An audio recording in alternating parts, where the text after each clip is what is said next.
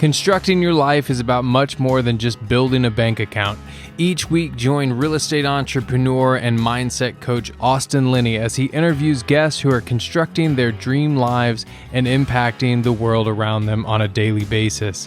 If you're an entrepreneur or wanting to start a business, or you just want to hear motivating stories of how others have overcome the odds, you are in the right place. And now for your host, Austin Linney. Guys, welcome back to Construct Your Life. We appreciate him, now that he's been on Bigger Pockets, we appreciate you coming down here to these little podcasts, downwind. We got the legend, Mr. Mark Simpson, in the house. How are you doing, sir? My absolute pleasure. I think this is number 3. I know podcast. It is number 3. This is the hat trick ball. Yeah, you and my one of my best friends, you've been on 3 times. And she says every time she comes on, she has another kid. I think you might have the same record too. That's true. I've just had baby number 4. So, but that's it though. There's no more. So no more. So last time we talked, you were in Spain. You had 3 babies. Now you have 4 babies. You're in London or in that area, England. Yeah. A little bit. You've released a book. You got another one coming. You've been on Bigger Pockets. You spoke at the event. There's so many different things coming on. We're just going to jump right into it. I like to study from afar. Like I'm always, let's call it casual research. And I've never seen this many short-term rentals for sale on the market, whether it be interest rates or just kind of in general. Are you, you spend your whole business is coaching, host. What are you hearing and kind of, I'm not nervous. I think the opportunities available a ton, but what are you hearing and kind of your overall sentiment on what's going on right now? I mean, it is different all over the world, and there's so much context around it. You can definitely see that with 2020 and everything that happened, there were so many people who jumped into short-term rentals from an investment point of view because of the returns that was being pushed around on social media for so many reasons. Cruises were gone, hotels, no one was staying in hotels. And so there was a large chunk of people who had never, ever ventured into a short-term rental having to get away. And because of that, there was so demand. Demand was just crazy. And there was so many people that were pivoting from long-term, from mid-term to short-term and having great results. And with that, people were buying in the most remote locations that you could possibly imagine and having a ton of success. Now things have started to sort of go back to normal, 2019 levels normal, and cruises are back open. People are back in the hotels. There is less people traveling to the extent of what they were in 2020, 2021. And with that, people that blindly went into an area just because they heard it was a good area are now struggling because they're not the same of people that are visiting. And plus as well, if you sort of look at that area in a whole, you could literally insert name on any area. There will be hosts in that area that are very good at marketing, that are very good at brand awareness, that are very good at retargeting, that will swallow up the majority of the interest in that area. And so with that, people then go, okay, well, this has got no bookings. This has got X, Y, and Z. And they'll either do a couple of things, try and swap it out for a long term. If long term's not a solution, midterm. If midterm's not a solution, then sell. Over in the UK, what you're finding is that the majority of the people that are selling are unmotivated, or just people are coming to the end of their careers and are looking to get out. The models that people are maybe getting out of, it could be bed and breakfast, aka small motels. It could be an industry that is maybe going down a decline. People are just wanting to get out, and there's so many reasons for that. But like you said, and to quote Warren Buffett, when everybody is fearful, that's when you're greedy. You go and, and grab them. And that's what is happening. There's so many investors, so many people have got their systems, their structures, their marketing down that are snapping up these locations that are currently for sale. Well, what's interesting is my buddy wrote yesterday, he's a big apartment syndicator, and he said every investment is either good or bad predicated on the amount of time that you're willing to look at it, meaning the timeline of the investment, right? Yeah. And I've shifted my narrative the last 2 weeks with me personally and the way I view real estate. It's how I got my start. We have a venture fund where we're buying businesses. We're doing a couple different things. We're doing some M&A, stuff like that, stuff that I really enjoy. I think that what we've sold on social media is that real estate is this fast thing, right? These crazy returns on short-term rentals, which are there, but when they're not there, they're really not there, right? And this is why I've been screaming from the rooftops: small hotels, multifamily, where you're spreading it across doors, where you just don't have some big 6-bedroom house, left empty if nobody books it, is, in my opinion, the easier way to go. But more importantly, this is why you need to double down on the service that you offer, where you're really creating a brand and marketing. And I hope that this will be kind of the last straw where people understand, perfect example. Let's not even use the OTAs. Let's use Airbnb. Let's use Instagram. Okay. Mm-hmm. I was getting between 5,000 to 7,000 views on a reel for 3 months straight. They changed the algorithm. Now I get 100 or 200 views. Am I supposed to stop posting? No, it doesn't matter. The consistency is where we're at. And this is where it's a feast or famine mentality that we have to shift in a mindset. 100%. No, I couldn't agree more. And there's so many buckets that you can put money into, and like your like sort of investment strategy. And if you use your investment and look at real estate and you treat real estate like you would do a meme coin in cryptocurrency, then you're going to get burnt in some way, shape, or form.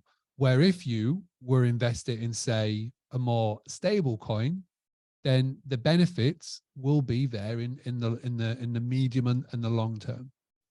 And there's so many people that have maybe just quickly dumped something into something to hope, wish, and pray that it's going to work. Where if you invest with a no mentality, as in I know these numbers stack up and I know this is going to work, not just in 2020, not just in 2021, but 2023, 2024 and beyond, then you'll come out the other end smiling. Well, there's never a scenario where I'm going to stop doing Airbnb. I'll do it till I'm 99 because it enhances my lifestyle that I'm looking to create, right? And my number one thing that I say, and I say it all the time, is too many people are trying to invest in something to get out of something instead of enhance a life they already have. Good.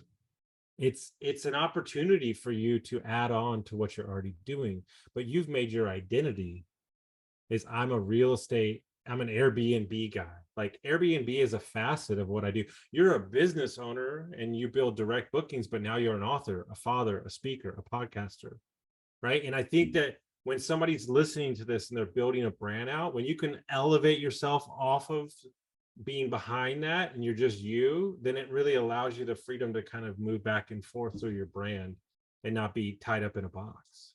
Yeah, it's all about, for me, when I had the idea for Boostly and more that Boostly became a business, it was about making sure that we had number of different income revenue generating aspects, touch points.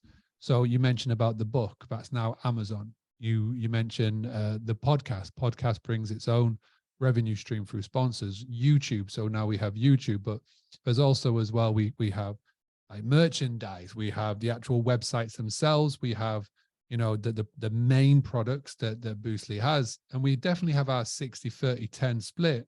So 60% comes from websites, it comes through our members, the 30% is from X, Y, and Z, but then that 10% isn't just focused on one thing. It's made up of many little things that just keep it going. So just in case for whatever reason Amazon decide to shut us down, then we're not solely reliant on that. we've got other revenue streams coming in, and it doesn't matter what little road bumps get thrown at us along the way, we are totally covered. And that's in terms of income, but it's also the same with our marketing. And marketing, we don't just rely solely on, say, Facebook.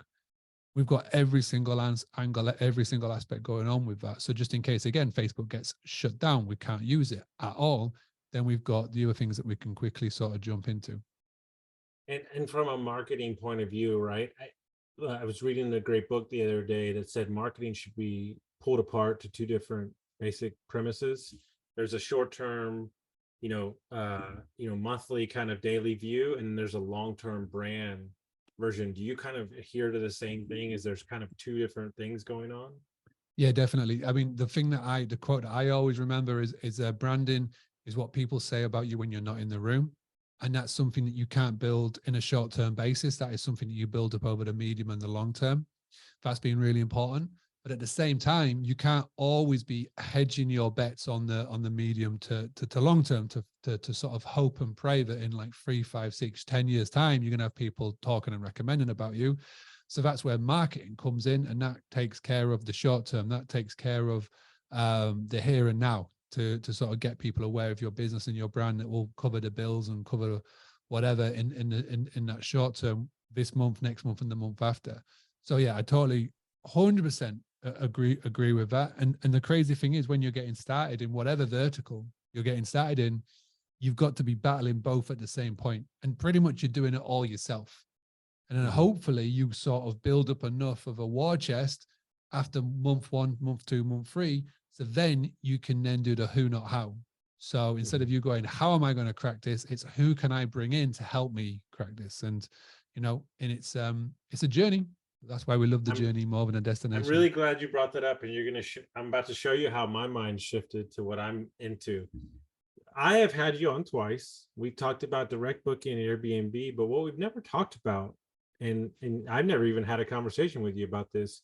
You've built, how long has Boostly been in? 2016. Yep. Okay. You've built a very substantial company with a lot of employees. I've never spoke to you about that. When you had the idea, when you started out, kind of what was the initial vision back then? Well, even when I started out, I had a virtual team member, virtual assistant, but that's the same person that I had that was helping me at the family business, which was the granary. And I've always sort of popped the Pringle box, so to speak, when it comes to outsourcing and delegation. And now it's grown from one person. So it was me doing the majority. And then there was my Laura, who was based in Spain. She was doing, a lot of the admin and X, Y, and Z. But then that slowly increased to, 3 people, then it was 5 people, then 10, and then 10 became 20. And then as the business started to grow and we needed more support, more developers, more programmers, then we grew a little bit further. Then we needed finance. And every single step, what I've tried to do is I've tried to relinquish the things that I shouldn't be doing that helps me to focus on moving the business forward. And again, there's been some fantastic resources. Who Not How by Dan Sullivan, Who by Jeff Smart, and Clockwork by Mike Michalowicz. Combination of those 3 books have been everything to me to sort of lay the mindset, the framework, the templates, etc., the guidelines of what to do, to now to the point where not only do we hire, but we're no longer hiring Swiss Army knives. And what I mean by that is that not just hiring one person who can be COO, who can also be a support staff, who can also be a programmer, a developer, etc. We've hired the people for their center of excellence, like true A players in that one little vertical that they're in. And now it just means that we've been able to, now we've got a marketing team, we've got a full finances team, as in we've got a financial director, we've got a bookkeeper, we've got a debt collector, and someone to help with the admin of finance. We've got a full marketing team. We've got people that are focused on short form content, people focused on long form content. We've got email copywriter, we've got blog posters, blog writers, and we've got software support, project managers, and now we've got 40 members of staff. So it's all been done like slowly over time with a nice little curve. And it's just been so many lessons learned to where now, I can truly say that my main role is to design Boostly, as in think of ideas, And because I've eliminated 90% of the doing, it means that when I have an idea, we can instantly put it into practice, whatever that may be. It could be the next book. It could be an idea for an event or whatever it may be. But it means that we can instantly implement it instead of going, right, that's a great idea. Let me write that down, put it in a note, and I'll come back to it on a rainy day. It just means that we're constantly improving the product. So, for example, one of the things that we've recently done with our direct booking websites, we've got two packages. One that's totally done for you, which is about $5,000. One that's a done with you. So it's a more of a DIY, but we help you along the way with support videos, etc., etc. One of the major pain points that we could see from our net promoter score, our NPS, was that when it came to actually the host building out the site, they got really stuck on the listing. As in, all the information that they put on Airbnb, they're then having to duplicate it onto their Boostly direct booking site. So what we were able to do, we were able to work with our team to create a scraper on Airbnb, where when the host simply goes onto their Boostly website, they paste in the link to their Airbnb listing and it populates it in 2 minutes, literally like that. So it eliminated hours of faffing, hours of copy paste and getting frustrated and whatnot, and then just not doing it. And they can literally have their listing for their website ready in like 2 minutes, which means that it just sped up the whole process. And so by bringing all these different people in and all these different verticals of what we do behind the scenes, it just means that more ideas can get implemented a lot quicker, which means happier hosts, which means happier customers, happier clients, which means we've got our own super fans that tell us about it. So much there. One thing is that with the technology that's out there, with the free information, really at this day and age, really all you have is speed. That's really all you have, right? And I interviewed one of my mentors 2 weeks ago. He has 12 businesses. He has 5 kids. He works 9 to 1 Monday through Thursday, and he doesn't own a laptop. And he said, Austin, so here's the pie. There's 100%. He's like, my specialty is 2% of what we need to be successful. But my 2%, drive business, be the face, all that stuff, makes up about 400% of the overall company. But the moment that I step out of the 2%, we're not where we need to be. And it's, you remind me a lot of him, is like, you over years, and I'm sure it's not something that happens easy, but over years you've understood to stay in your lane. And then, Jim Collins, hire 1 to hire 10. Like, to really surround yourself with those A players, because I have a tendency to just delegate everything. And then at first I was like, when I found out about it, now it's like, okay, no, let's really make sure that everybody knows exactly what they're going to do. Like me, I go find the businesses, I go find the opportunity to put the team together. Like, I do that better than most.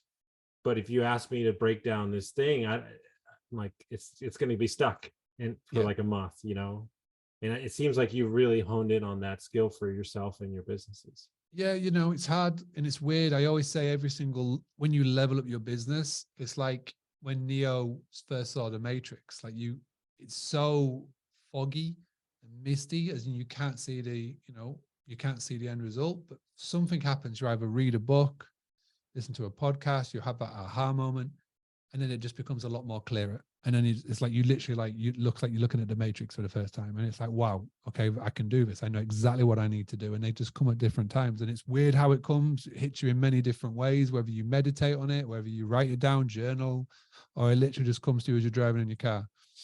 But it's exciting. This is why everybody always says the journey is a lot better than the destination. Is there when you started, and obviously you had 1 employee, now you have 40, did you have to grow as a person and as a leader? Did leadership happen over time by you growing in your personal development, or is it something that you felt that was in you from the beginning and you just sharpened it over the years? It's hard to tell. That's a good question. It's hard to sort of tell if it's always been within you. I definitely feel like you have to learn it, and it's learned from doing. One of the things that we do at the moment, and it's something that I've sort of said is definitely a game changer. Every member of staff that comes in, at like a seniorish role, I get everybody to do a personality test. So I'm very much and we talk about the Enneagram personality test. So I'm very much the 7 and the 3, which 7 and a 3, 8 and 3 is very much entrepreneur driven. It's like move fast, move fast and, break things, done is better than perfect, etc. So I need to know everybody's personality type that we're bringing in. So if somebody is like a little bit different than mine, I need to know how to speak to them. For example, I don't want a company full of yes men. I don't want a company, when I say this is an idea, I want them all to go, oh, brilliant, well done, Mark, pat on the back. So we won't get anything done there. Because if I'm wrong and we go down that route, then we're going down the wrong route. I find that as business gets bigger and business gets, up those levels, you've got less room to make errors. I feel like if you make an error when the more levels you go up, then things can get hairy a lot quicker, which means that not only you suffer, but then the whole company suffers and their families can suffer. So if I had a company full of yes men and just saying, I think we should do this, and they all turn around and go, brilliant, fantastic, then I would say that's the wrong path. So I want to make sure that we have people that aren't afraid to speak up and give their opposing views. But at the same time, I like to be able to move fast, move fast, move fast. So if there's somebody on the team who's senior and they've got a different sort of personality to mine, maybe it is a bit more cautious, ask questions, let's pause before we go fast, then I need to know who that is, because when I'm speaking to them, I need to be able to quickly be a chameleon from one person to the other. And these are sort of things that you just learn over time by, surrounding yourself with good people, that whole 5 chimps thing. Surround yourself with 5, people that are at similar level, etc. But those 5 chimps won't be the same forever. You will move on and get different people. So surround yourself by good people, get yourself the right books to watch and listen and learn from. And again, that will change as you evolve. Like we were at the start, I was going down the marketing rabbit hole. So I would watch a lot of Gary Vee. I would read books on, Story Brand from Donald Miller. But over time, when we started to generate a lot of referrals and a lot of people coming to the business, we were selling a lot, but we didn't have our back end right. So then I started to read stuff about, like say who, not how, to who, and clockwork to get the systems and the structure in place. And then I would read book on customer satisfaction. So How to Never Lose a Customer Again by Joey Coleman, Talk Triggers by Jay Baer, which would fine tune in the point of sale to the point of the website going live. So really focusing on the customer care part. And everything that I have learned, I've implemented into Boostly. But then I take what I learn and I make sure that I can explain it so any short-term rental host or mid-term rental host can implement it into their business as well. So it's like it's a win-win-win for me, really, and for Boostly and for Boostly members, because everybody, every single part of it is being impacted. I mean, isn't that the difference that I've seen, is that people investing in short-term rentals, if you're investing in long-term rentals, you're investing in real estate. If you're investing in short-term rentals, you're investing in business. Mm-hmm. And that's kind of in my kind of, with leadership, right? That's the number one question I get from my clients. It's the number one thing I focus on over everything, proper communication with the team. I tell them the driver doesn't change, but the car does. Yeah. Massive. And it's the easiest way to describe it. I have clients in New York. Mark, if you met me in New York, you would be like, who is this laid back? This guy's not laid back. He's hard charging. He's wearing crazy, he's direct, because I know that's what they're used to. And then, my fiance always says she can hear when I'm talking to a client who's a girl, a coaching client who's a girl, because I'm a little softer, not as rough. Yeah. Everybody kind of needs a different speed. But here's the problem that I find in just human psychology, is that people are saying, well, I'm not being my true self if I'm doing that. No, you are, because your values and your mission and your goals are the same. It's just different. You got to read the room. Mm-hmm. Yeah, massively. You do have to be a sort of a chameleon as such, but obviously at the same time, always sticking to your true beliefs or goals and whatnot. And, I feel like I always naturally default down to like just being a nice person. It's very hard because I really, my sort of personality type is I want everybody to like me. But there are going to be times in business and with what you do that you're going to have to sort of piss off a few people, so to speak. You're not going to do it on purpose, but it's just about making sure that you're totally transparent, and you try and be as transparent as you possibly can do. But that's why you just need good people around you, good people to sort of help back you up and all the good things. So I feel like, and this is like a common theme. There's some amazing books and resources out there. The Tools of Titan by like Tim Ferriss is a really good one, but there's a constant theme where they all say that the businesses that succeed the most, they surround themselves with the right people. And as unfortunate as it may be, when you first start out, you may need to hire a couple of C and B players, but as you go along, you need to be getting a lot more A players than there are B or C. And it's scary, it's daunting, because you naturally assume that means you've got to put more money to it or give up equity, etc. And that can be scary and daunting. But I think the sooner that you can do so, the sooner you can really start to. I've seen the benefits of Boostly 110%. And they come at you when you need them the most, and they help transform your business and help catapult and launch your business to that next level. There's a guy that runs like a couple $100 million garage door company. He's got a great podcast. And he said what he does with his C-suite guys is he brings them in on a 6-month consulting fee contract before he gives them the full-time contract, because he wants to see, are you going to do what you say you're going to do? Are you going to gel with the team? Are you going to be a nice guy? Are you going to pick up slack?